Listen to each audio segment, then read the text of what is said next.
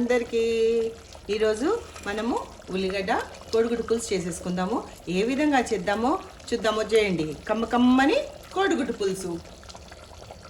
Hello అండి, welcome back. ఈరోజు మనం పులుసు చేసుకుందాం.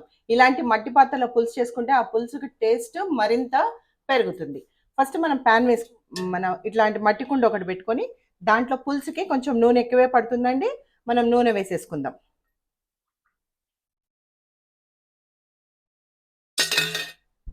నూనె వేడైనంత వరకు వెయిట్ చేద్దాం.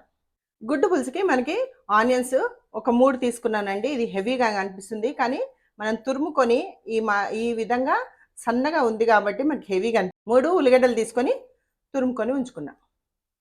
నూనె వేడవుతుంది, చూసారు కదా. ఆవాలు, జీలకర్ర, అట్లనే మెంతులు. తప్పకుండా పులుసులోకి మెంతులు పడాలి కాబట్టి ఆవాలు, జీలకర్ర, మెంతులు వేసుకుంటున్నా. మంచిగా క్రాకలు అయిపోయినాయండి, మంచిగా వేగిపోయినాయి. మెంతులు కొంచెం ఎర్రగా అయిపోయినాయి. ఇప్పుడు ఉల్లిపాయలు వేసుకుందాం. ఉల్లిపాయలు మంచి ఇలా అనుకొని వేసుకుంటే కుల్లా అయిపోయి మంచిగా వేగిపోతాయి.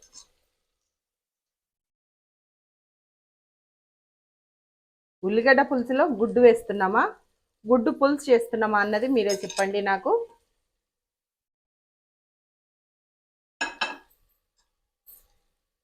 ఒక మార్కాలు పెట్టేసుకొని బ్రౌన్ అయినంత వరకు వెయిట్ చేద్దాం.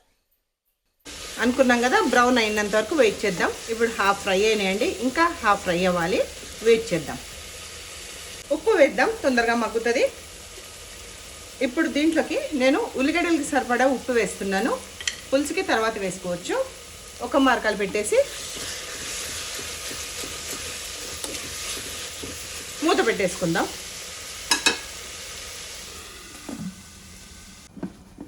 చూసారు కదా, ఈ విధంగా ఫ్రై అవ్వాలి. ఇంత మంచిగా ఫ్రై అయితే ఉల్లిపాయలో ఉండే తీపిదనం పోతుంది. ఇప్పుడు దీంట్లోకి మనము అల్లం వెల్లుల్లి ముద్ద, అలానే పసుపు కూడా వేసేసుకుందాం.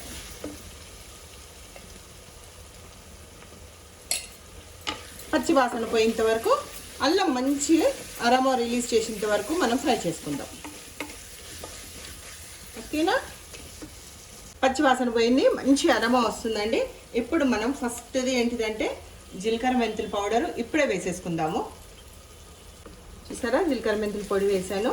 అలానే కారం, మనకి గుడ్డు పులుసుకు కదా కొంచెము కారం ఎక్కువే పడుతుంది. ఇది నేను చిన్న స్పూన్ తోటి వేస్తున్నాను కాబట్టి ఒక 4 స్పూన్లు వేస్తాను. చాలా చిన్న స్పూన్ అండి ఇది. చిన్న స్పూను 4 స్పూన్లు వేసుకోవాలి. ఎవరు ఎంత కారం తింటారో అంత కారం వేసేసుకొని కలిపేసుకుందాం. ఈ విధంగా కలిపేసుకుందాం. అలానే ధనియా పౌడర్ కూడా ఇప్పుడే వేసేసుకుందాము. మంచిగా నూనెలో ఇవన్నీ మంచి అరోమా వస్తాయన్నమాట. ఫ్రై చేసేసుకుందాం. దీన్ని కూడా ఉల్లిపాయ ముక్కల్లో వేసుకొని ఫ్రై చేసుకుందాం.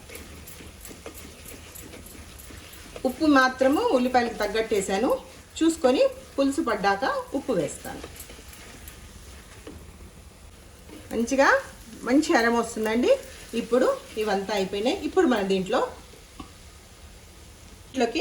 గుడ్లు వేసేసుకుందాం. గుడ్లుని ఇలాంటి ఒక ఫోర్క్ తీసుకొని ఊరికనే ఇట్లా మధ్య మధ్యలో హోల్స్ పెట్టేసుకొని వేసేసుకుందాం.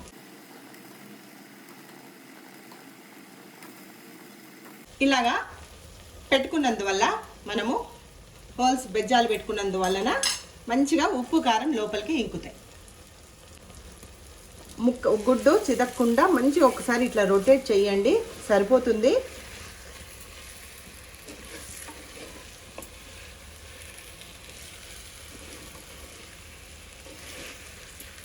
అంతే. ఇంకా మనం దీంట్లోకి గరిటె పెట్టాల్సిన అవసరం లేదు. పులుసు పోసేసుకుందాం. అడుగు పట్టకుండా ఫస్ట్ అయితే మనము ఈ చింతపండు పులుసు గుజ్జుగా తీసుకున్నామండి. దీంట్లో నీళ్లు పోయలేదు, అంటే చిక్కగా పులుసు తీసుకున్నాము. ఇది వేసేసుకుందాం. మాడకుండా ఉంటుంది. ఇంకా దీంట్లో ఇంకొంచెం పోద్దాం. చింతపండు ఇంకొంచెము నీళ్లు పోసేసుకుందాం.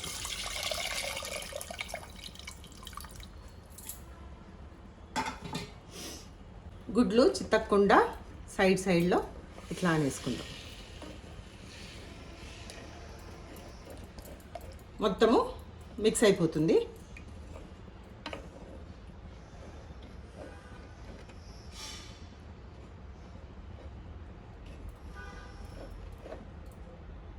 మొత్తం అంతా మిక్స్ చేసుకున్నాక గరిటెతోటి కాలి మధ్యలో అంటే సరిపోతుంది.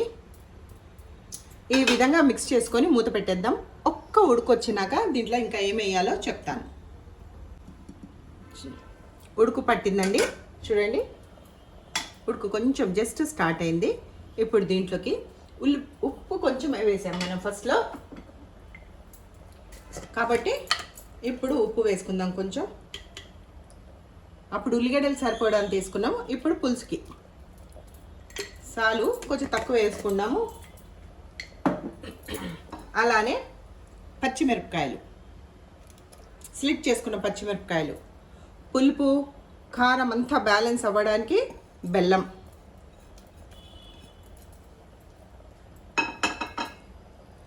లాస్ట్కి కొంచెం మనము